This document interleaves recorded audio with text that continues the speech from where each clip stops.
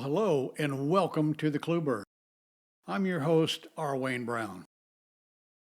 Sometimes it doesn't happen at the start of your day. Other times it might happen in the middle of it or even much later in your day.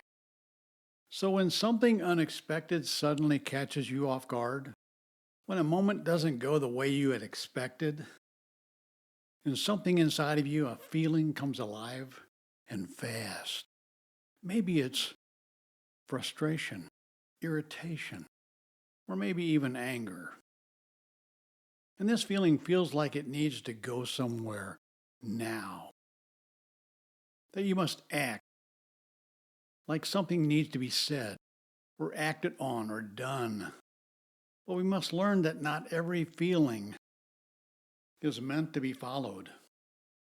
That's not required. This is the Cluebird, whispering sage advice for those willing to listen. So be aware that there's a quiet skill that most people never develop. Very important skill indeed. It's the ability to feel something fully without letting it decide what happens next. Because the truth is, feelings move fast, faster than thoughts, faster than reason.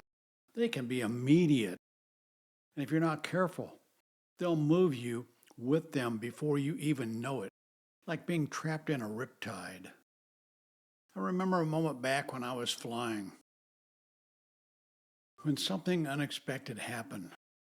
Nothing dramatic, not urgent, but enough to trigger that internal shift in me that I was very familiar with. That quick surge of tension in me, that something's off, I felt.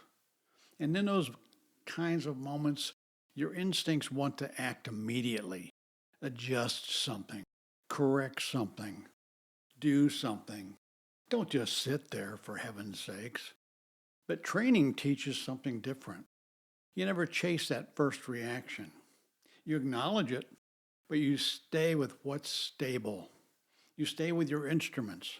You stay with your flight plan, process. You stay with what you know is real.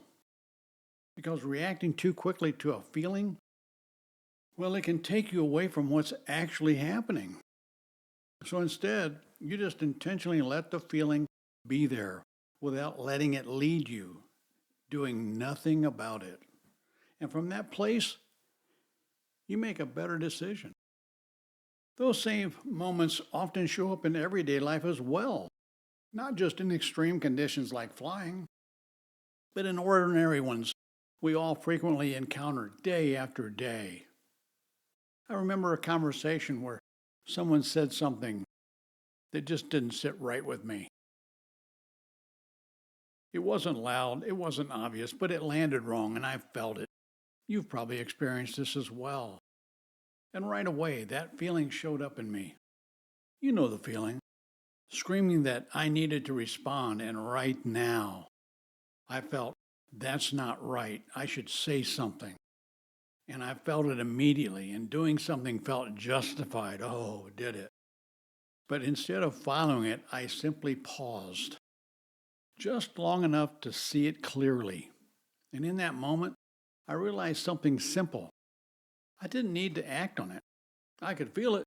I could embrace it without turning it into a reaction. So I let it pass. And within a few seconds, what felt strong in me suddenly lost weight. Nothing outside changed, but inside there was control. That's the difference. Feelings are temporary and fleeting, but sadly the actions that often follow them can last much longer. And when you act on every feeling, you give something that's just temporary too much influence over you. This isn't about suppressing emotion, no. To the contrary, it's about understanding it, letting it rise without letting it take over and control you. Because not every feeling deserves a response. Some are just meant to pass through, come and go, like bad weather, catching a red light, being told no, being insulted, missing a flight, you know. Emotions immediately show up. They quickly move through, and then they're gone as we let them pass. So the next time something hits you and you feel that reaction building, don't rush to fix it. Don't rush to say something. Just notice it.